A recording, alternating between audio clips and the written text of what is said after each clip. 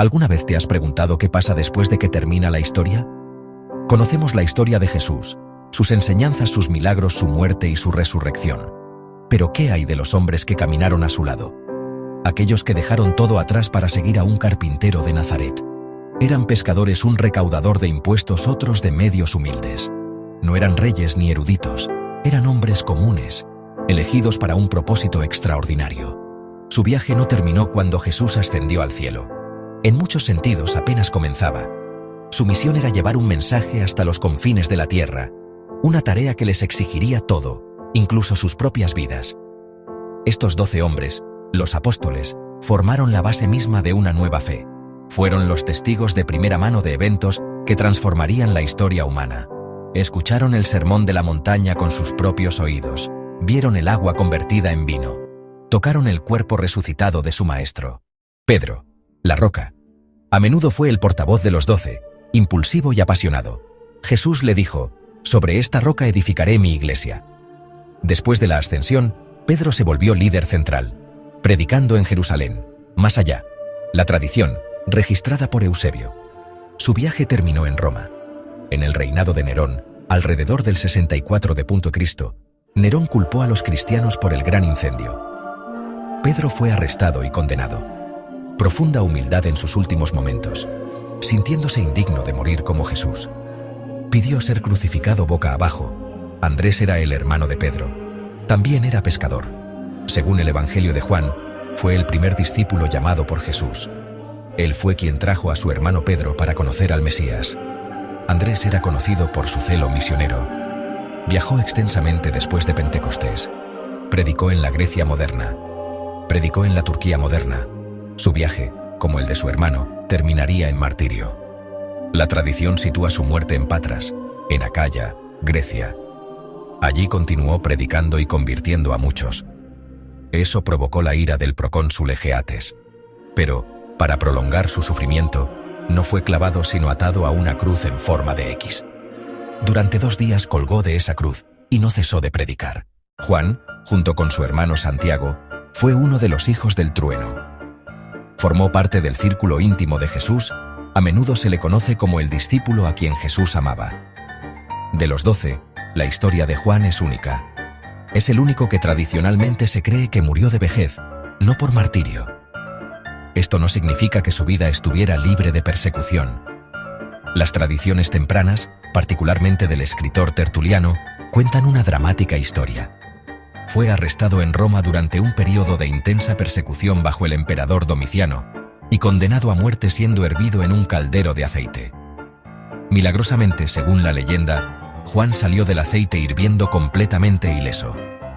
El espectáculo fue tan asombroso que las autoridades, sin saber qué hacer con un hombre que no podía ser ejecutado, optaron por desterrarlo.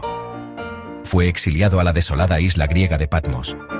Fue en este aislamiento, rodeado por la vasta extensión del mar Egeo, donde se dice que recibió las visiones apocalípticas que registró en el libro del Apocalipsis. Después de la muerte del emperador Domiciano, Juan fue liberado de su exilio y viajó a Éfeso, donde vivió hasta una edad avanzada, continuando enseñando y guiando a la iglesia primitiva hasta su muerte pacífica alrededor de finales del siglo I. Luego está Tomás. A menudo lo recordamos como Tomás el Dudoso, porque insistió famosamente en la prueba física de la resurrección de Jesús. Declaró que no creería hasta que pudiera meter sus dedos en las marcas de los clavos y su mano en el costado de Jesús. Pero este momento de duda se transformó en una declaración de profunda fe cuando finalmente vio al Cristo resucitado. Mateo, también conocido como Leví, tenía un pasado bastante diferente al de los pescadores entre los discípulos. Era un recaudador de impuestos, una profesión ampliamente despreciada por su asociación con los ocupantes romanos y su notoria corrupción. Sin embargo, cuando Jesús lo llamó con las sencillas palabras, «Sígueme», Mateo dejó su puesto de recaudación de impuestos sin dudar y se convirtió en uno de los 12. Tradicionalmente se le atribuye la autoría del Evangelio de Mateo, un texto fundamental del Nuevo Testamento. Después de Pentecostés, se dice que su trabajo misionero lo llevó a las tierras al este de Judea. Los detalles que rodean la muerte de Mateo son variados e inciertos. No hay una única versión universalmente aceptada. Algunas fuentes tempranas, como Clemente de Alejandría, sugieren que pudo haber muerto de muerte natural, similar a Juan. pero tradiciones más dramáticas sostienen que fue martirizado. Una leyenda popular sitúa su muerte en Etiopía. Santiago, el hijo de Alfeo, a menudo llamado Santiago el Menor, nombrado así para distinguirlo del otro Santiago, el hermano de Juan, es uno de los discípulos más oscuros, con muy poca mención en los evangelios. Simón el Celote es otro apóstol del que las escrituras nos dicen muy poco. Su título identificativo, el Celote, es la pieza de información más intrigante que tenemos. Los celotes eran un movimiento político en la Judea del siglo I. Buscaban incitar al pueblo a rebelarse contra el Imperio Romano. Querían expulsarlo de Tierra Santa por la fuerza de las armas. Sugiere que Simón pudo haber tenido un pasado militante y revolucionario, antes de elegir seguir el camino de paz enseñado por Jesús. Las tradiciones sobre su trabajo misionero y muerte están entrelazadas con las de Judas Tadeo. La tradición occidental, popularizada por la leyenda dorada, dice que Simón y Judas viajaron juntos. Fueron compañeros misioneros. Su viaje los llevó a la región de Persia, a la ciudad de Suanir. Allí predicaron con gran éxito, pero encontraron feroz oposición de los sacerdotes paganos locales. Judas, Tadeo, Judas, el hijo de Santiago, permanece en gran parte en las sombras de las narrativas evangélicas. Se le atribuye haber preguntado en la última cena: «Señor, ¿cómo es que te manifestarás a nosotros y no al mundo?». Es el autor tradicional de la epístola de Judas. Para evitar la confusión con Judas Iscariote, se le nombra por otros nombres. En la cultura popular, es el santo patrón de las causas perdidas y de las situaciones desesperadas. Según la tradición compartida, el martirio de Judas en Persia fue espantoso.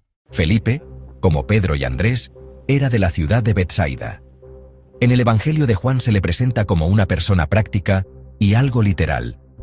Cuando Jesús le preguntó cómo podrían alimentar a una multitud de 5.000, Felipe solo pudo concentrarse en la imposibilidad financiera de la tarea.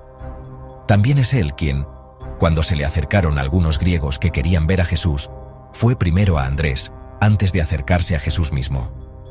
Después de la resurrección, la tradición de la Iglesia dice que Felipe emprendió un viaje misionero que lo llevó a Asia Menor. Su camino lo conduciría a la ciudad frigia de Hierápolis.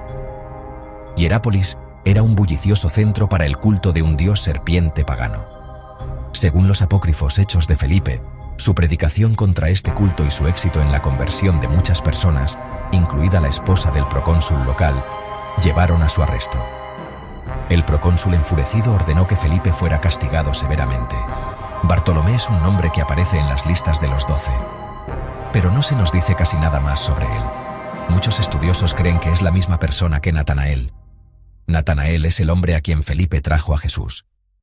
Cuando se conocieron, Jesús declaró: «He aquí un verdadero israelita, en quien no hay engaño». Natanael preguntó famosamente: ¿puede salir algo bueno de Nazaret? Pero su escepticismo desapareció cuando Jesús dijo que lo había visto sentado debajo de una higuera antes de que Felipe lo llamara. Las tradiciones sobre la muerte de Bartolomé son gráficas. Las historias de las muertes de los discípulos son más que simples notas históricas o sombrías leyendas. Representan el testimonio final y definitivo de su fe. Estos fueron los hombres que habían caminado con Jesús, que habían comido con él, que habían recibido su mandato final de compartir sus enseñanzas con el mundo. Su disposición a enfrentar torturas, exilio, ejecuciones brutales, dice mucho sobre la profundidad de su convicción.